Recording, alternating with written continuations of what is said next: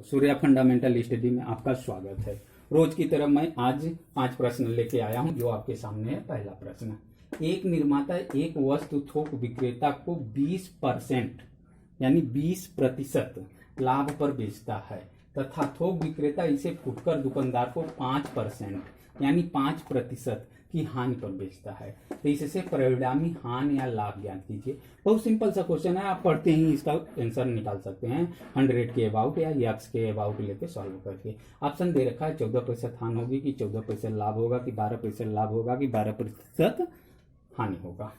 अब सॉल्व करते हैं। मान लीजिए, माना वस्तु का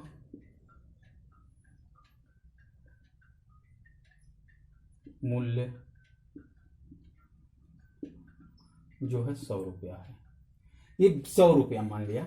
अगर एक्स मान के लगाते हैं वो भी सही है, 100 मान के लगाएंगे वो भी। 100 रुपया 20% लाभ पर बेच देता है, तो 100 रुपये का 20% लाभ तो 20 रुपया होगा। यानी वो ये थोक विक्रेता को कितने में देगा? थोक विक्रेता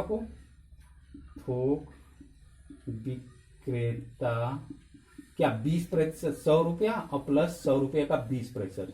100 रुपये का 20% निकालना आप लोग जानते हैं, 20% ऐसे कट जाएगा ये यानी ये हुआ 120 रुपया हो जाएगा ना, 120 रुपया।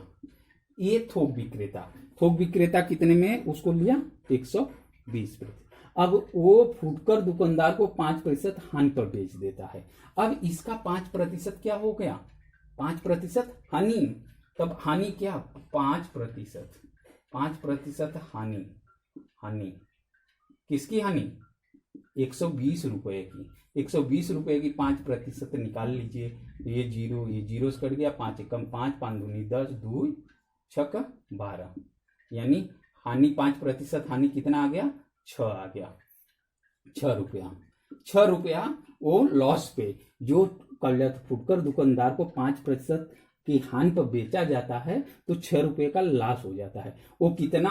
120% जब लाभ था तो 120 रुपया था, अब 6 रुपया लॉस हो गया, तो 120 में से 6 रुपया निकाल देंगे, कितना आ जाएगा? 114 रुपया आ जाएगा। 120 रुपया में से 6 रुपया माइनस कर देंगे, 114 रुपया आ गया। ये आपका परिणामी रुपया आ गया। कितना? इसमें परिणामी हानि या लाभ पूछा है तो रुपया परिणामी ये हो गया। जबकि वस्तु का मूल्य कितना था? 100 रुपया, और 100 रुपया से कितना रुपया ज्यादा है? 14 रुपया ज्यादा है। तो कितना प्रतिशत ज्यादा है?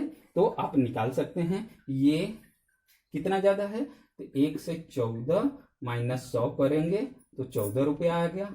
ये 14 रुपया ज्यादा है। कितना प्रतिशत है? तो 14 गुणित 100/100। ये 100 कट जाएगा, यानी 14%। ये 14% आपका आंसर ज्यादा होगा, यानी 14% इसमें क्या होगा? आपको लाभ होगा। लाभ होगा तो आपका आंसर कौन होगा? बी सही होगा। अगर ये क्वेश्चन समझ में आया तो बहुत अच्छा। आगे हम दूसरा क्वेश्चन की तरफ चलते हैं। क्वेश्चन नंबर 2, 150 मीटर लंबी रेलगाड़ी 90 किलोमीटर प्रति घंटा की चाल से चल रही है। एक रेलवे सिग्नल को पार करने में कितना समय लेगी? कितना सरल है, एक रेलवे सिग्नल को पार करने में कितना समय लेगी आपको मालूम होगा। ऑप्शन में दे रखा है 60 सेकेंड, 6 सेकेंड, 8 सेकेंड, 10.2 सेकेंड। अब देखिए, रेलगाड़ी की लंबाई कितना है? 150 मीटर, और ये खंभा है। खंभा का तो कोई वो होगा नहीं कि कितना लंबा है, इस तरह से तो हाइट में है। इसको रेलगाड़ी इधर से आ रही है तो रेलगाड़ी इसको क्रॉस करने में, यानी रेलगाड़ी का ये वाला पोर्शन जब यहाँ आ जाएगा, ये वाला पोर्शन यहाँ आ जाएगा, एरो वाला, तो रेलगाड़ी क्रॉस कर देगी। यानी रेलगाड़ी की लंबाई ही उसकी क्या हो जाएगी? डिस्टेंस हो जाएगी। क्या हो जाएगी? दूरी हो जाएगी। समझ में आ गया ना? दूरी हो जाएगी, यानी दूरी इतना मीटर है। अब चाल क्या दे रखा है? रेलगाड़ी की चाल बराबर दे रखा है 90 किलोमीटर पर हावर। क्या देखा? 90 किलोमीटर पर हावर। इसे मीटर पर सेकेंड में चेंज कर लेंगे तो 90 × 5/18 का मल्टीप्लाई कर देते हैं। 18 एकम 18, 18 पचे 90, 5 बार, 5 पचे 25, यानी 25 ये मीटर प्रति सेकेंड हो गया ना। ये चाल हो गई। किसकी चाल हो गई? गाड़ी की, रेलगाड़ी की चाल, यानी ये स्पीड हो गई, ये दूरी हो गई। अब समय पूछा है कि कितना समय, तो समय बराबर आप जानते हैं, समय बराबर क्या होता है फार्मूला, दूरी बटा चाल। शाबाश, दूरी बटा चाल। तो दूरी कितना है 150 मीटर बटा चाल कितना है 25। तो 25 छक्का 150 यानी 6 सेकेंड। आ गया आंसर 6 सेकेंड। आप तुरंत जो होगा 6 सेकेंड लगा देंगे, इसमें से बी ऑप्शन आपका सही होगा 6 सेकेंड। आया क्वेश्चन समझ में? कितना अच्छा, कितना सरल। अगर आ गया है तो दूसरे क्वेश्चन की तरफ चलते हैं। क्वेश्चन नंबर अगला क्या है नेक्स्ट।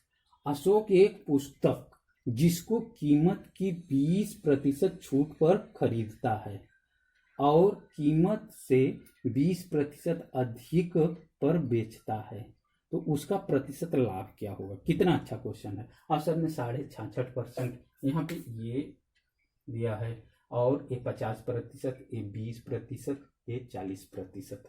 ये सब आपको बताना है। कितना सरल क्वेश्चन है, समझिए। अशोक एक पुस्तक को जिसको कीमत की 20% छूट पर खरीदता है। मान लीजिए पुस्तक का मूल्य मूल्य 100 रुपया था, 100 रुपया है। अब इस समझ लीजिए 20% की छूट पर खरीदता है, तो 20% इसका छूट यानी 20 रुपया छूट हो जाएगा। तो खरीदेगा कितने में? खरीदेगा कितने में? खरीदेगा कितने में? 80 रुपया में। 20 रुपया कम हो जाएगा, 80 रुपया में खरीदेगा। अब कह रहा है और कीमत से 20% अधिक पर बेचता है। कीमत इसका ये है, मूल्य है, इससे 20% अधिक पर अगर बेचेगा तो 120 में बेचेगा, 20% अधिक में। ये विक्रय मूल्य हुआ, ये विक्रय मूल्य हुआ, अब ये खरीदने वाला मूल्य हुआ। अंतर कितना है दोनों का, निकाल लीजिए, यानी वही लाभ होगा। लाभ कितना होगा उसको? लाभ 120 में वो बेचता है, अब खरीदता कितने में है? 80 में। लाभ कितने को होता है? 40 रुपए का होता है। 40 रुपए का जब लाभ होता है तो इसे प्रतिशत लाभ में पूछा है। तो प्रतिशत लाभ बराबर क्या होता है? प्रतिशत लाभ इक्वल लाभ गुणते 100 बटा क्रय मूल्य। क्रय मूल्य खरीदा कितने में? 80 रुपए में, तो 80। ये 40 से कम 40, 40 दूना 100, 2 25 50 ना, 2 10 में 100, 2 पंजे 10, ये 50 आ गया। यानी 50% उसको क्या होगा? लाभ होगा। कितना होगा? 50% लाभ होगा। जब 50% लाभ होगा तो आपका ऑप्शन बी सही होगा। आपका ऑप्शन बी सही होगा। ये क्वेश्चन लगता है समझ में आ गया। अब हम अगली क्वेश्चन की तरफ चलते हैं। अगला क्वेश्चन है क्वेश्चन नंबर 4। 8 संख्याओं का औसत 14, इनमें से 6 संख्याओं का औसत 16 है। 8 संख्याओं का औसत 14, 6 संख्याओं का औसत 16 है, तो शेष 2 संख्याओं का औसत क्या होगा? ये पूछा है। ऑप्शन में दे रखा है 4, 8, 16, 20। कितना सरल है आप देख। 8 संख्याओं का औसत 14, तो 8 संख्याओं का कुल योग कितना होगा? तो 14 गुणते 8 लीजिए। उसके बाद इसमें से 6 संख्याएं, इसी 8 में से 6 संख्याएं क्या हैं? 6 संख्याओं का औसत क्या है? 16 बोल रहा है। 6 संख्याओं का औसत, ये 6 संख्याएं, इनका औसत 16 कर रहा है। तो 8 संख्याओं का औसत 14, तो 14 गुणे 6, ये पूरा इन लोग का सम हो जाएगा। उसके बाद 6 संख्याओं का ये पूरा मल्टीप्लाई कर देंगे सम, इसमें से इसे सब्ट्रैक्ट कर देंगे, मतलब घटा देंगे, और कितना? 2 संख्या से भाग दे देंगे। 2 संख्या का पूछ रहा है, 2 संख्या से हम भाग दे देंगे। समझ में आया? 2 संख्या से भाग दे देंगे। ये सर मतलब एक्सप्लेन करके करते हैं तो बहुत ज्यादा, ऐसे में आपका सिंपल है। अब 14 अट्ठे 112 माइनस 16 छक्का 96 बट्टा 2। 112 में से 96 निकालेंगे तो कितना आ जाएगा? 6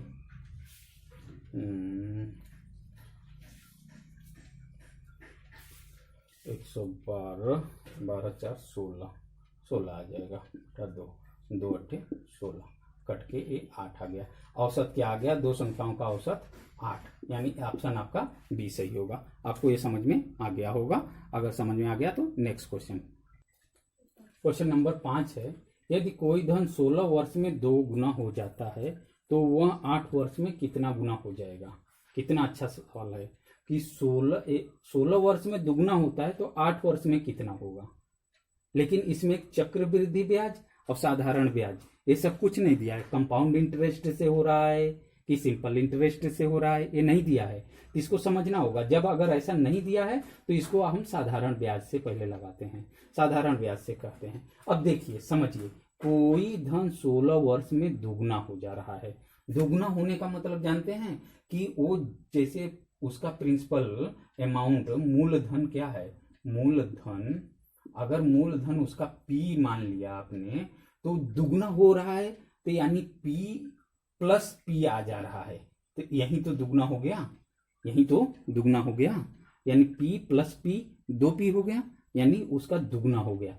तो अगर ये हो गया तो साधारण ब्याज यानी simple interest equal to PRT, formula है अपॉन 100।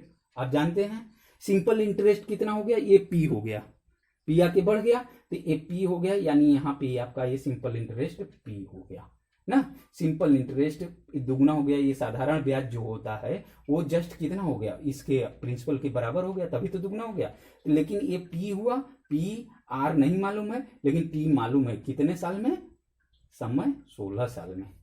इससे हम क्या निकाल लेंगे, ये P से कट जाएगा, R की वैल्यू आ जाएगी, R की वैल्यू क्या हो जाएगी, 100 इधर आ जाएगा, 100/16, ये कट जाएगा, ये आ जाएगा 25, 4 से काटेंगे ये 4, यानी R की वैल्यू इतना प्रतिशत। और रेट जो होता है उस समय दर जो था 25/4% की दर से जमा हो रहा था, जो कि अपने का खुद अपने का दुगना हो गया 16 वर्ष में। कितने में, 16 वर्ष में। ये साधारण ब्याज P हो गया वहीं, जिससे हम रेट निकाल लिए। अब ये रेट निकाल लिए, यही चीज पूछ रहा है कि इसी रेट से अब वो जमा होगा पैसा, तो 8 वर्ष में अपने का कितना होगा, 8 वर्ष में कितना होगा, तो देखिए 8 वर्ष में कितना होगा सिंपल इंटरेस्ट, सिंपल इंटरेस्ट निकाल लेंगे, जबकि वो कितना है, प्रिंसिपल कितना है, P है ना, ये 8 वर्ष में कितना होगा, तो PRT फार्मूला, PRT अपॉन 100 कर देंगे। देखिए P इसी तरह, R की वैल्यू ये लिख लेंगे 25/4 इंटू T की वैल्यू 8/100, ये 4 से ये 2 हो गया, ये 25 से कट जाएगा, 25 चौका 100, ये इससे कट जाएगा, 2 हो जाएगा, यानी क्या आ जाएगा सिंपल इंटरेस्ट आपका P/2। क्या आ जाएगा, P/2, यानी जितना होगा उसका आधा वो बढ़ेगा 8 वर्ष में। लेकिन अपने का कुल कितना होगा, तो ये तो पहले से है ही P, तो P प्लस P/2 ये टोटल मनी होगी। उस समय टोटल मनी पूरा रुपया इतना 8 वर्ष में होगा, तो इसे क्या लिखेंगे, 3P प्लस P/2 ऐड कर देंगे तो 3/2P आ जाएगा। 3/2P को 1 सही 1/2P कहते हैं ना, इतना ए 1 सही 1/2 गुना हो जाएगा, 1 सही 1/2 गुना हो जाएगा, यानी 3/2 गुना हो जाएगा, किसका, अपने अमाउंट का, P का, अपने अमाउंट का। जैसे अपने अमाउंट का जब 16 वर्ष में जस्ट दुगुना हो रहा था, तो यहाँ पे इसे 1.5 गुना कहते हैं। कितना हो जाएगा, 1.5 गुना। 1.5 गुना जो ऑप्शन में होगा वो सही होगा, यानी ऑप्शन आपका ए सही होगा, ये 1 सही 1/2 गुना हो जाएगा। समझ में आया दोस्तों? अगर समझ में आया तो लाइक शेयर सब्सक्राइब करना मत भूलिएगा। धन्यवाद, नमस्कार।